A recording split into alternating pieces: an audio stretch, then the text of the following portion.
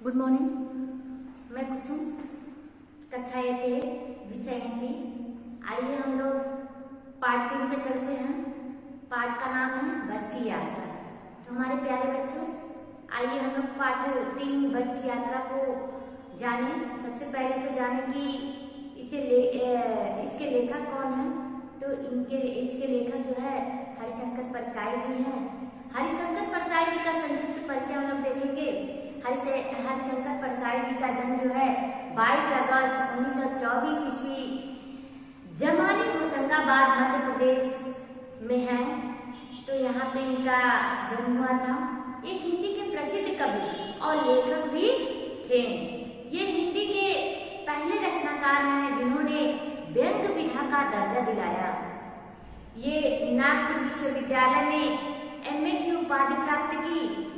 वसुधा साहित्यिक मासिक पत्रिका का भी संपादन किए। इन्होंने साहित्य में बहुत ही बड़ा योगदान दिया। आइए इनकी मृत्यु जाने 10 अगस्त सन 1995 ईस्वी में इनकी मृत्यु हुई थी। पुनः एक बार हम देखते हैं हरिशंकर परसाई जी का जीवन परिचय। तो हरिशंकर परसाई जी का जन्म जो है 22 अगस्त 1924 ईस्वी है। जन्म स्थान जमानी होशंगाबाद मध्य प्रदेश में है और इनकी मृत्यु जो है 10 अगस्त 1995 ईस्वी। तो इस प्रकार से हम लोग, मेरे प्यारे बच्चों, हम लोगों ने हरिशंकर परसाई जी का संक्षिप्त परिचय, जीवन परिचय जाने। आइए हम लोग देखें कि यह बस की यात्रा में किस चीज पे लिखे हैं, क्या कहना चाहते हैं। ये एक व्यंग्यात्मक विधा है। आइए इसके बारे में हम लोग जाने। बस की यात्रा लेखक उस समय का वर्णन करते हैं जब ये है, उस समय का लेख है ये। जब कंपनी से निकलते समय ये घर पहुंचना चाहते हैं और घर पहुंचने के लिए शाम हो गया है, शाम का समय है, कोई अन्य सवारी नहीं है, आखिरी बस थी। इसी बस को इनको पकड़ के वापस जाना था, नहीं दूसरा सवारी नहीं मिलती। जब लेखक इस बस को देखते हैं तो ये व्यंग कसते हैं। ये देखने में वो इतनी वृद्धा थी, जैसे लग रहा था उसके चेहरे पे झुर्रियां पड़ी हुई हो। एकदम बिल्कुल ये बस जो थी वो सफर करने योग्य नहीं थी, पूजा करने के योग्य थी। ये लेखक की नजर में था। बाकी लोग भी इनके 5 मित्र थे। सभी लोग व्यंग करते हैं, एक एक पार्ट को देखते हैं और बहुत डरे हुए रहते हैं कि ये बस जो है वो सफर करने योग्य नहीं है। ये कुछ लोगों से, कंपनी के कुछ लोगों से, हिस्सेदार से पूछते हैं ये बस चलती भी है या नहीं। लोग बताते हैं कि ये बस चलती है लेकिन इससे सफर करने लायक नहीं है। फिर भी अब इनको मजबूरी थी, इनको घर जाना था। बस पे बैठ जाते हैं लोग। बस पे बैठते ही लेखक को ऐसा लगता है कि बस जो है पूरा इंजन ही है। कभी तो लगता था कि बस के सीट के ऊपर इंजन है, कभी लगता सीट के नीचे इंजन है। बस बिल्कुल हिलती डुलती थी। शीशे, खिड़कियां, दरवाजे जो भी थे वो अस्त व्यस्त थे, टूट चुके थे, जो बच के बैठना पड़ रहा था। किसी तरह सफर करते आगे निकले। वहाँ का दृश्य जो था बहुत ही अच्छा था। चांदनी रात थी, वृक्षों की छायादार वृक्ष दिखाई दे रहे थे। चांदनी रात में बहुत ही सुंदर लग रहे थे, लेकिन फिर भी लेखक डरे हुए थे, ये सोच के कि बस जो है कहीं किसी पेड़ से टकरा ना जाए। इस तरह से सफर करते करते लेखक के मन में था कहीं आगे ये रुक ना जाए, फिर हम लोग को इस रात में इसे छोड़ के और आगे बढ़ना पड़ेगा। आखिर कुछ दूर चलते चलते बस क्या होती है, उसकी टायर पंचर हो जाती है और वो फिस करके बैठ जाती है। ड्राइवर जो है वो दूसरे पहियों को निकालते हैं और बदलते हैं। बदलने के बाद उसके पंप सेट करते हैं, गाड़ी के और सारे मशीनों को चेक करते हैं, फिर उसको चलाते हैं और इसी तरह धीरे धीरे वृद्धावस्था में वो आगे बढ़ती हुई बस किसी तरह मंजिल तक पहुंचा देती है।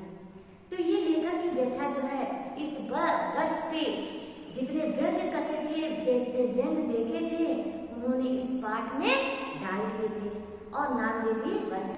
पहले शब्दार्थ देखेंगे, उसके बाद प्रश्न उत्तर देखेंगे। तो शब्दार्थ आइए हमारे प्यारे बच्चों हम देखते हैं। शब्दार्थ में डाकिन ये कठिन शब्द है और ये इसके अर्थ है। तो आप लोग को हम बता रहे हैं, कॉपी में लिख लीजिएगा। डाकिन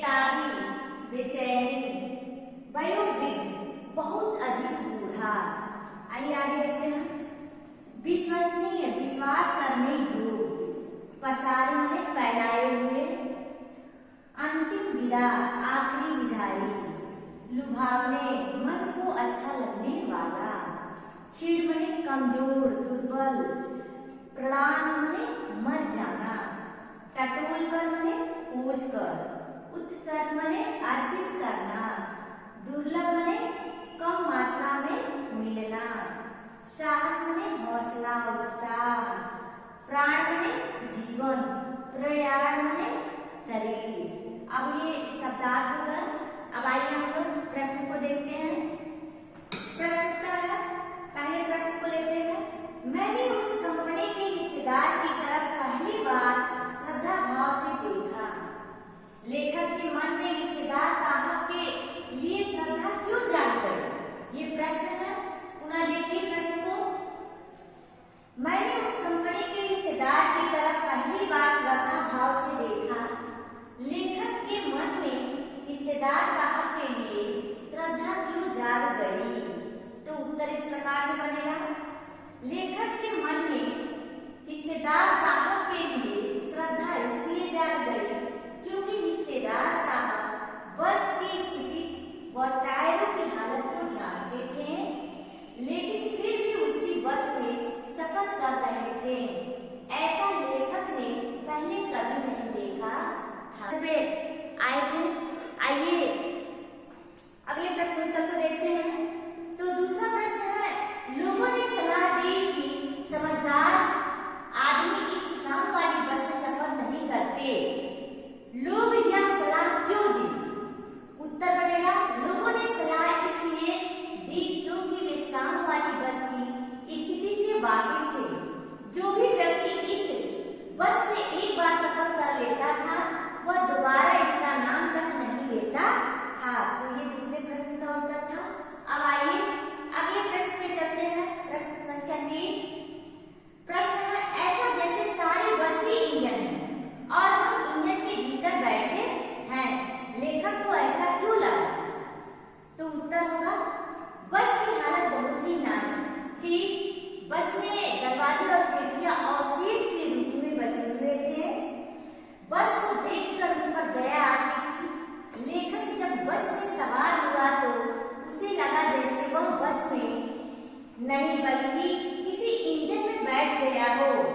इंजन चालू होने पर सारी बस हिलने लगती थी। इस प्रकार हमारे प्यारे बच्चों हम लोगों ने तीसरे प्रश्न के उत्तर को देखे। अब आइए चौथे प्रश्न पे चलते हैं। चौथा प्रश्न है, गजब हो गया, ऐसी बस अपने आप चलती है। लेखक को यह सुनकर हैरानी क्यों हुई? उत्तर है, बस को देखकर लेखक हैरान रह गया। उसे बस की हालत पर तरस आ रहा था, लेकिन जब बस कंपनी के हिस्सेदार ने कहा कि बस फर्स्ट क्लास है और अपने आप चलती है, तब लेखक ने कहा कि गजब हो गया, ऐसी बस अपने आप चलती है। क्योंकि बस की दयनीय दशा थी, इसलिए लेखक ने ऐसा। प्रश्न संख्या 5 है, मैं हर पेड़ को अपना दुश्मन समझ रहा था। लेखक को पेड़ों से डर क्यों लग रहा था? तो उत्तर इसका बनेगा, बस की हालत बहुत ही खराब थी। लेखक का मन प्रकृति की सुंदर चीजों को देखने में नहीं लग रहा था। उसे हरे भरे पेड़ अपने दुश्मन इसलिए लग रहे थे क्योंकि कभी भी बस का ब्रेक फेल हो सकते और बस उनसे टकरा सकती थी, इसलिए लेखक को डर लगता था। आइए अब इस पाठ से आगे भी कुछ प्रश्न बन सकते हैं, तो उन प्रश्नों को हम देखते हैं। प्रश्न संख्या देखिए 1 पे, सविनय अवज्ञा आंदोलन किसके नेतृत्व में किस उद्देश्य से तथा कब हुआ था? इतिहास की उपलब्ध पुस्तकों के आधार पर लिखिए। तो ये पाठ से आगे और भी प्रश्न बन सकते हैं। तो ये प्रश्न है, इसका उत्तर ऐसे बनेगा, सविनय अवज्ञा आंदोलन महात्मा गांधी के नेतृत्व में सन 1934 ईस्वी में चलाया गया था। यह आंदोलन अंग्रेजों की हालत नीतियों से तंग आकर चलाया गया था। पुनः इस प्रश्न को देखिए हमारे बच्चों। ये प्रश्न है, सविनय अवज्ञा आंदोलन किसके नेतृत्व में